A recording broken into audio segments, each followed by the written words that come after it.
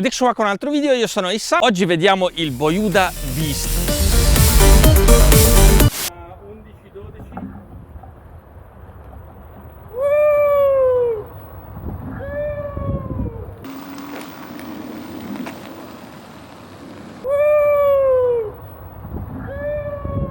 11-12. Ed eccovi qua alla prova della solita salita.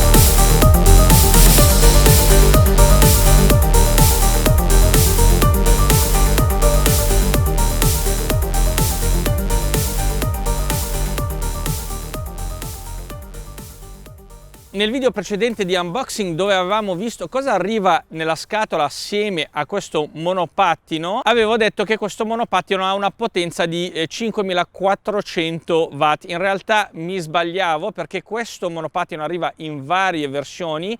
In particolare la mia versione che state vedendo qua è il Boyuda Beast e ha una potenza del motore di 2800 watt per motore, quindi 5600 watt due motori. Sul canale avevamo visto altri monopattini molto potenti, questo in particolare però è il più potente, ma ritengo tra i più potenti il migliore. Per esempio, in tanti di voi mi hanno chiesto meglio il Boyuda Beast o meglio il Langfate T8, e io avevo detto sulle storie su Instagram che non ci sono paragoni, questo è molto meglio e costa addirittura di meno rispetto al Langfate T8 con il coupon sconto che vi lascio qua. Non solo, questo monopattino non è solo il migliore tra i potenti che abbiamo visto sul canale per potenza e velocità, ma è il migliore attualmente tra quelli che ho provato per quello che offre sia come personalizzazione ma anche accessori, per la qualità dei componenti e cura nell'assemblaggio. Ma non solo di quello, ma anche per esempio le istruzioni nel manuale di istruzioni vi scrivono addirittura a quanto dovete stringere i dadi e i bulloni se avete una chiave dinamometrica, e dovete averne una se volete fare la manutenzione di questo monopattino, perché non è un giocattolo.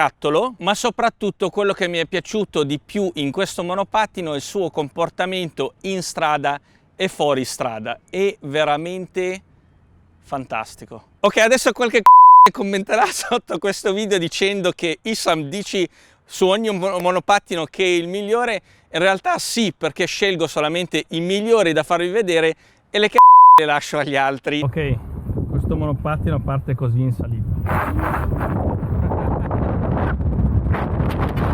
La cosa più difficile per un monopattino è fermarsi in mezzo alla salita e poi ripartire. Adesso lo facciamo con questo monopattino e vediamo come se la cava. Ok, arrivo fino a qui e poi mi fermo.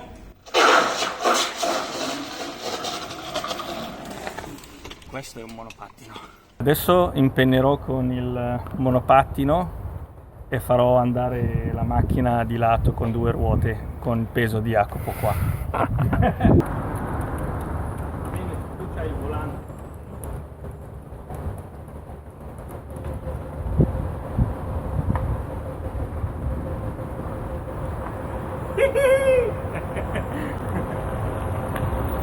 Riesci a passare qua?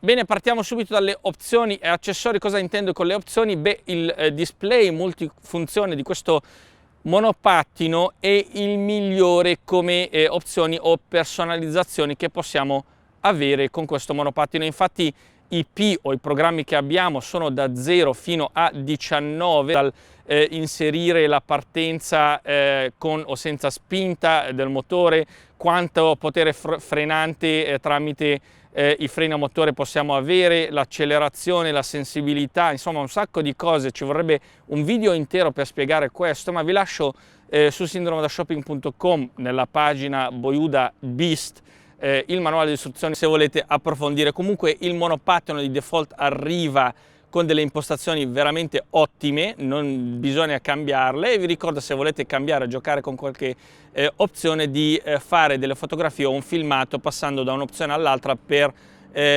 ricordarsi le impostazioni di default. Ok, ma chi non vuole addentrarsi in questo, fare esperimenti, se volesse per esempio avere una velocità massima di 25 km o 30 km all'ora, cosa può fare? Beh, questo monopattino ce l'ha questa opzione, perché qua sul manubrio, oltre al bottone che se cliccato entrano in funzione due motori, se declicchiamo un solo motore posteriore, abbiamo anche un altro bottone che si chiama Eco Turbo. Quando è così in modalità default, quindi non cliccato, funziona in modalità turbo, quindi la potenza massima viene data al motore. Invece quando cliccato questo bottone depotenzia i motori e arriva a una velocità massima da 25 a 30 km all'ora, dipende dal vostro peso. Non solo, a differenza di tutti gli altri monopattini che abbiamo visto sul canale, qui abbiamo degli ammortizzatori idraulici sia davanti che dietro. Dietro ne abbiamo uno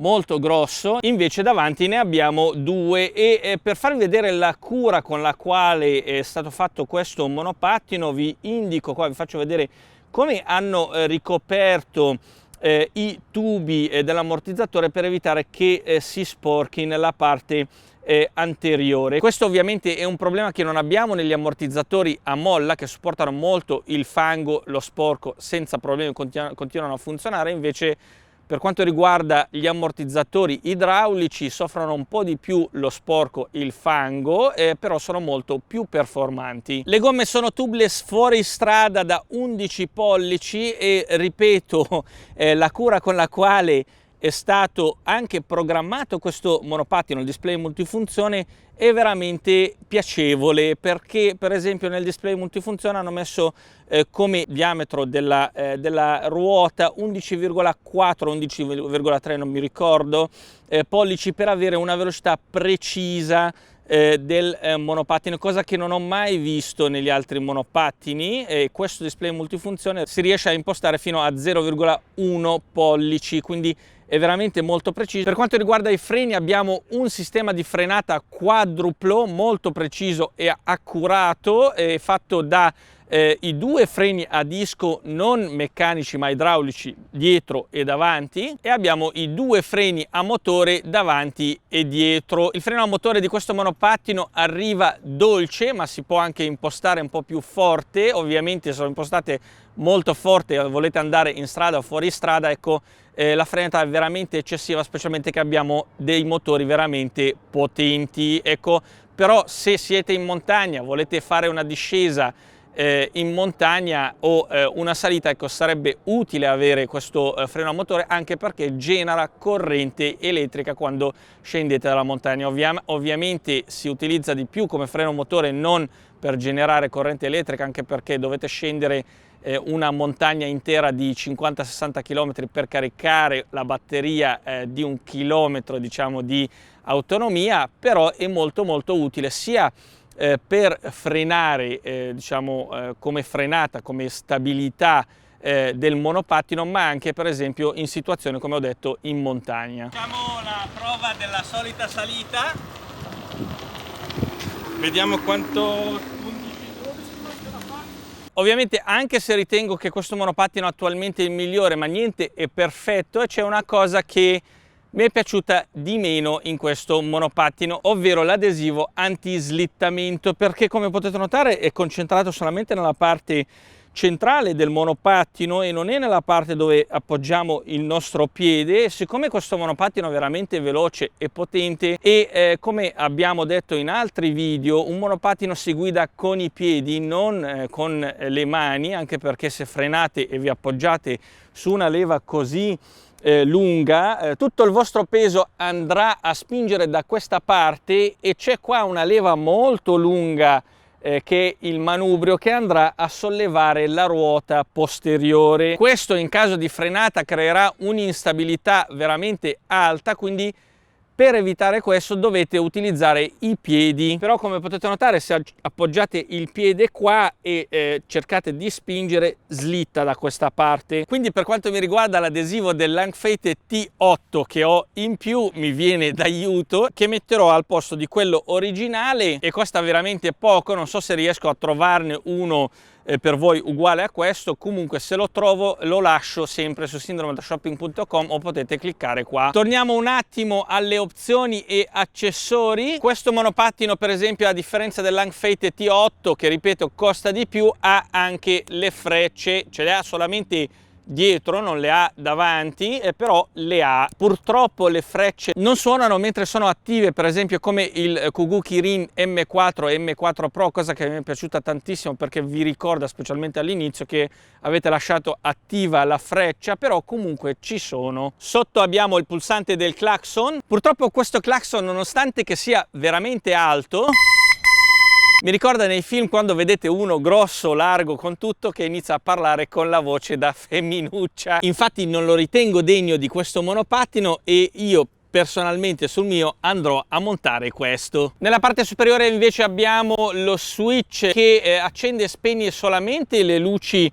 anteriori, invece non abbiamo nessuna luce di posizione nella parte posteriore del monopattino. Vi faccio vedere una cosa interessante, perché se accendete le luci vedete che sono fisse, però spegnendo e riaccendendo le luci, ecco, abbiamo varie possibilità. Per esempio adesso tutte e due le luci sono stroboscopiche, ma si può avere anche una sola luce destra stroboscopica e l'altra normale, o viceversa. Per quanto riguarda invece le luci posteriori, sono 4, 2 per le frecce e 2 per lo stop, che vengono attivate tramite la leva del freno. Il meccanismo di apertura e chiusura del monopattino è quello che ritengo più sicuro ed è quello per esempio del Langfate T8 o anche il Lautier L6, che è il migliore secondo me. Ma a differenza dei monopattini che ho menzionato, come potete notare qua abbiamo due basi di appoggio in gomma, eventualmente se vogliamo chiudere il monopattino, perché questo monopattino è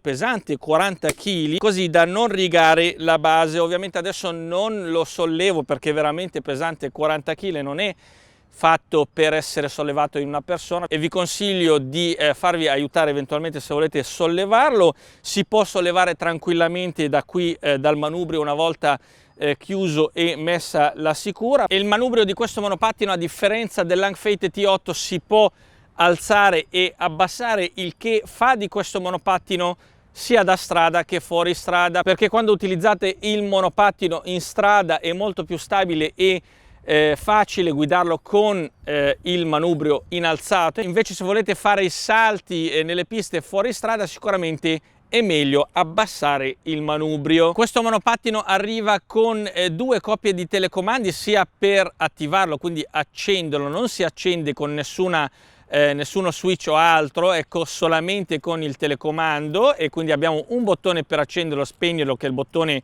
del fulmine, si clicca 2 volte e all'accensione del monopattino, se abbiamo tenuto accese le luci, vengono accese, e quando spegniamo con il telecomando si spengono le luci e si scollega in automatico la batteria. Il monopattino ha anche un allarme che, se clicchiamo una volta il bottone a fianco al bottone di accensione e spegnimento, si attiva, e se qualcuno muove il monopattino inizia ad avvisarlo. Se continui invece a muoverlo si attiva l'allarme e inizia a suonare.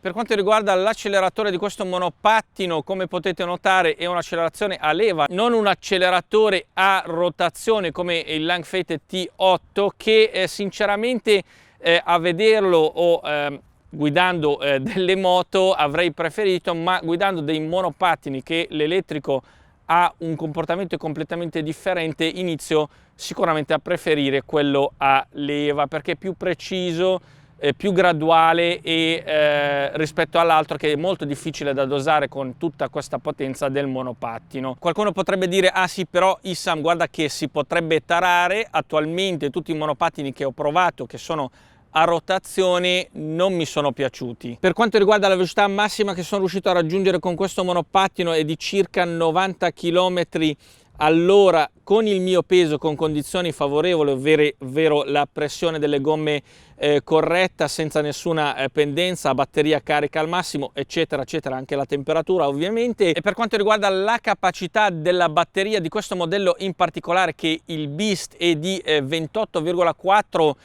ampere ora, questa batteria riesce a darci un'autonomia testata da me di circa 170 km addirittura con una sola carica. Ovviamente questo è stato fatto con i calcoli matematici, perché ho fatto una sola prova e poi sono andato a fare i calcoli matematici e vi ho scritto i dati su sindromelashopping.com e vi leggo gli altri dati di prova reale che sicuramente vi interessa. Abbiamo un 75 fino a 95 km massimi con il mio peso di 87 kg e una velocità media di 45 senza fermarsi. Se attivate i due motori, perché quella prova lì l'ho fatta solamente con un motore, se attivate tutti e due i motori e andate a 45 km all'ora riuscite a raggiungere 40-50 chilometri come massimo. Ovviamente vedete che la differenza è veramente tanta e beh, questo è naturale perché la capacità della batteria totale in watt è di 1700 watt circa, invece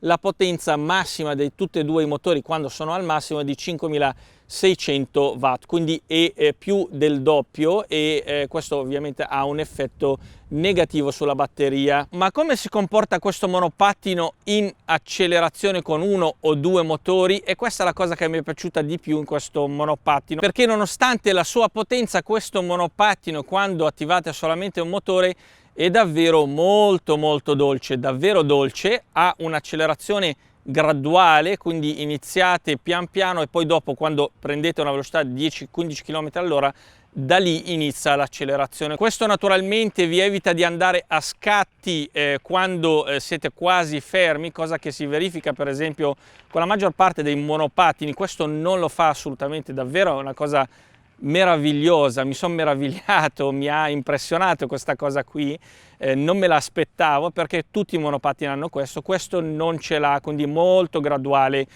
con il partire. Quando invece attivate tutti e due i motori, e questa è una cosa molto negativa che non mi piace con il Langfate T8, perché il Langfate appena accelerate il motore davanti inizia a slittare addirittura da quanto l'accelerazione è violenta. Questo lo fa sia da fermo ma anche per esempio mentre state andando a 15 o 20 km all'ora, che è una cosa molto pericolosa specialmente alla rotonda, perché se state facendo una rotonda pian piano con due motori, vi siete dimenticati, schiacciate la leva dell'acceleratore o accelerate e vi slitta il monopattino. Questo monopattino non lo fa con un motore, con due motori potrebbe farlo se avete messo tutti e due i piedi da questa parte, perché il peso è tutto indietro, ma appena appoggiate il vostro piede sull'apposito poggiapiedi questa cosa non lo fa e tutta l'accelerazione la sentite proprio sul petto. Ed è una sensazione veramente fantastica perché sentite l'accelerazione ma allo stesso momento vi sentite saldi, fermi e sicuri nel guidare questo monopattino. Questo monopattino arriva con due caricabatterie da 3 ampere che si connettono a questi due connettori, si può connettere uno da solo o due insieme. Se volete altri dettagli sulla tempistica di ricarica eccetera eccetera potete vedere il video di unboxing dove ne ho parlato. Su vostra richiesta nelle storie su YouTube e anche su Instagram, ecco, seguitemi anche su Instagram se non lo fate già, avevamo parlato, vi ho detto che preferisco molto di più il monopattino e lo trovo molto più stabile senza sellino rispetto al monopattino con sellino. Perché questo? Perché con il sellino, quando siete seduti con un monopattino così potente, quando accelerate tende a impennare, visto che il sellino si appoggia sulla parte posteriore del monopattino, specialmente quando utilizzate due motori. Invece senza sellino, mettendo un piede davanti, e vi consiglio, anche se cambiate questa parte dell'adesivo, di appoggiare il vostro piede da questa parte per avere un solido appoggio durante la frenata, e appoggiate l'altro piede dietro. Quando frenate avete la possibilità di avere una leva molto alta facendo questo movimento, invece quando accelerate avete una leva su questa gamba molto alta per avere la massima accelerazione con la massima stabilità e sentire il brivido dell'accelerazione violenta di questo mezzo in sicurezza. Per quanto riguarda le 3 modalità di velocità massima che si può impostare come limite di questo monopattino, ne abbiamo parlato nel video di unboxing che potete andare a vedere. Ma se avete delle domande o dei dubbi su questo monopattino, lasciatemi un commento giù nello spazio commenti, vi rispondo appena possibile, e come al solito vi lascio il link e coupon sconto nella descrizione del video, ma anche su sindromedashopping.com, ma potete cliccare anche qua. Nel frattempo vi saluto e ciao, alla prossima.